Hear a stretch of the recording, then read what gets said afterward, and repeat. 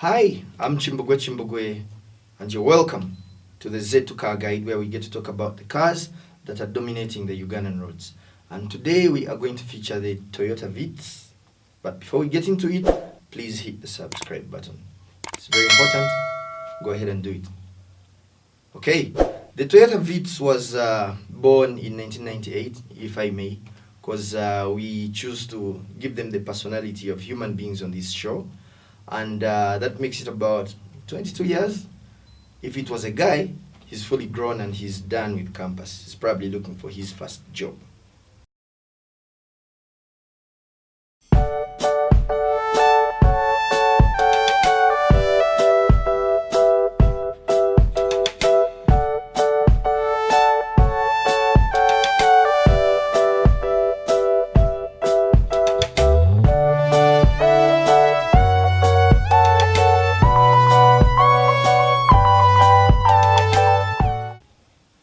It's one of the most popular hot hatchbacks, and there are so many reasons why. We are going to dig deep into them for a little while. In 1998 to 2001, there wasn't much about this car in terms of models that were being put out. But in 2001, the Toyota Vitz became available in three petrol engine types, and they were ranging from 68 to 106 horsepower, providing an average fuel economy of around 14.5 to about 17.5 kilometers per liter.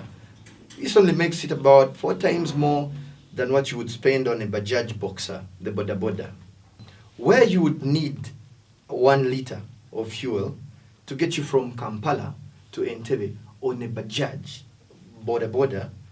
This guy in a Vitz would need about 4 times the same amount. The difference, though, is that he would have power windows to shield him from the wind. This guy would need a jacket, of course, the guy on the Boda Boda. The guy in the Vitz would also have the luxury of having an AC in there, the luxury of having CD that is playing music. Music is very vital. The Boda Boda guy wouldn't have any of that. But they would still get in Entebbe at about the same time, albeit the Vitz guy with much more comfort, at a little bit more, and the Boda Boda guy with a bit of suffering, but it will be very kind on the wallet. It is 2002, and we are still talking about the infant years of this human being that we call the Toyota Vitz. But in 2002, we see him coming through with power windows for the exterior. They are maintained. The CD player is maintained, very vital. Music is food for the soul. Air conditioner is much improved. And this time we also get a DVD player for certain models on the interior. However, in 2002 we also get to see the anti-lock braking system. How does this thing work? Let's imagine you're driving in one of Kampala's suburbs, and surprisingly you meet a cow in the middle of the road. A car without the ABS system will definitely have a situation where the tires will screech, but plow into the cow. The cow will plow into the cow. However, with the ABS system in place, it will take effect, and in essence, the cow will come to an earlier stop, protecting you, protecting the cow, protecting your car. Lucky cow, lucky car. Well, the evolution of the Toyota Vitz continued in 2003, and we get to see a few new features coming into play, maintaining the features that we had a look at already.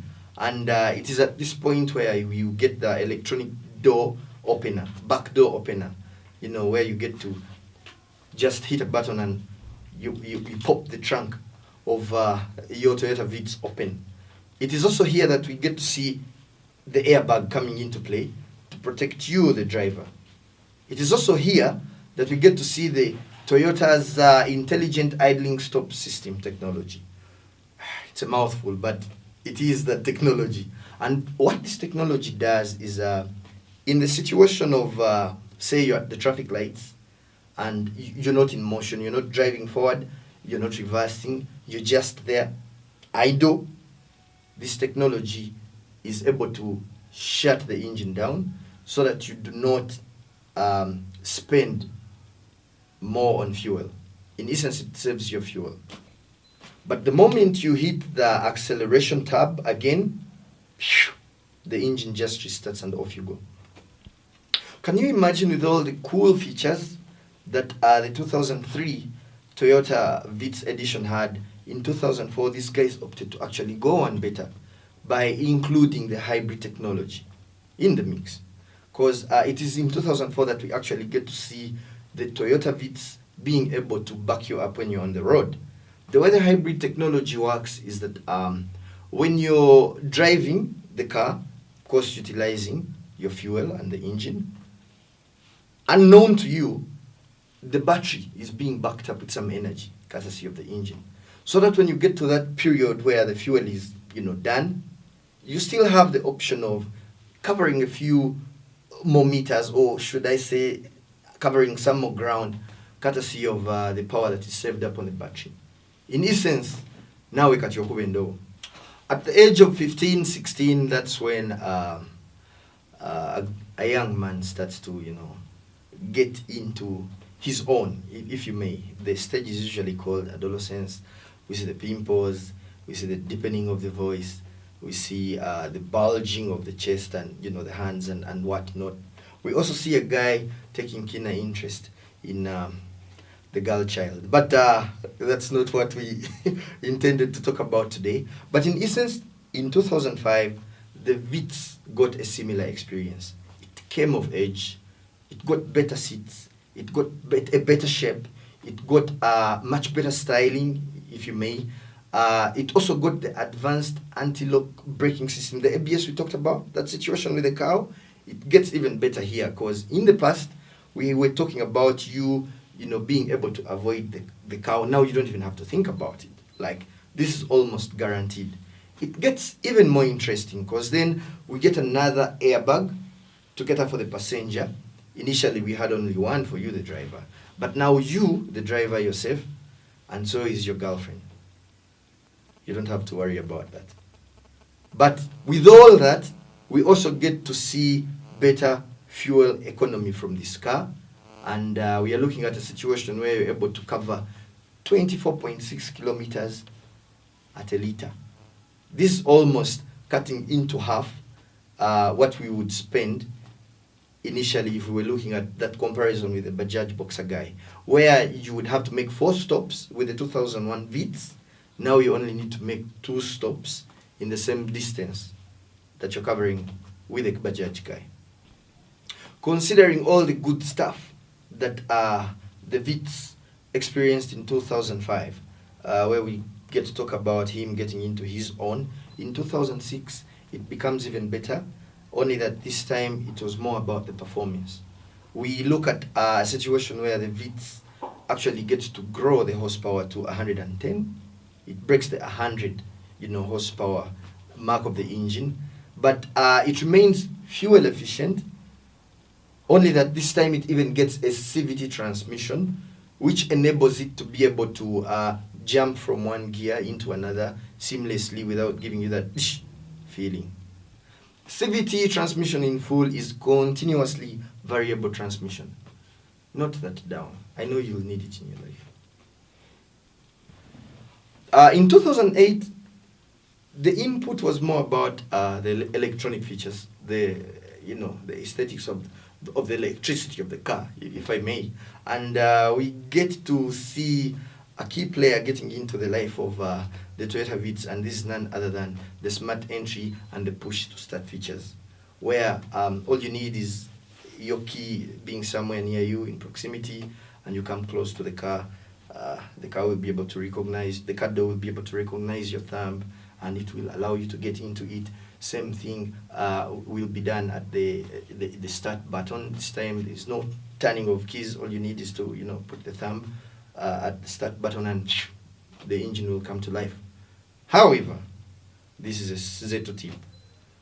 Despite the fact that the push to start and the smart entry is very good for your swag, it can be a bit dangerous when it comes to situations where you go to a neighborhood that has so many masts.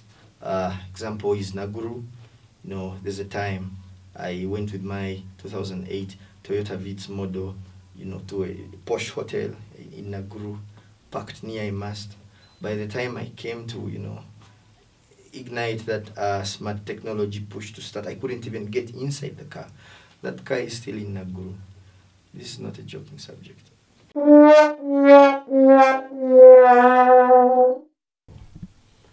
This is the part where we get to share the Z2 car consumer tip. When you open your Z2 car app, you'll be able to find perhaps a 2011 Toyota Vitz model and a 2013 Toyota Vitz model, which we now call, the Yaris. The 11 goes for about 20,600,000 after taxes. The 2013 goes for about 28 million Ugandan shillings after taxes. On paper, it's more expensive. But we at Z2, we shall tell you that this is actually more expensive because of the environmental levy that is levied on older model cars. The 2011 model will, spend up to about 16 million of your money. 16 of the 20.6 million will be spent on taxes in this scenario. So you'll be spending about 77% of your money on taxes. While in this case, you'll spend about 17 million of the 28 million on the car. You get to spend about 60% of your hard-earned money on your car and less on the taxes. It's always about the car. It's always about your driving experience, and we shall always be here to give you this information.